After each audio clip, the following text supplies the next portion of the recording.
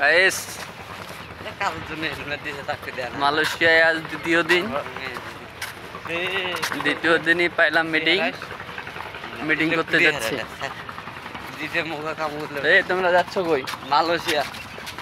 মালয়েশিয়াতে আইছি, কাজে মিটিং এ যাচ্ছি। Go to meeting. ঠিক আছে। এই যে পিছনে অনেক শ্রমিক, ঠিক আছে, প্রায় ৩-৪ হাজারের মতো শ্রমিক কাজ করে এই কোম্পানিতে।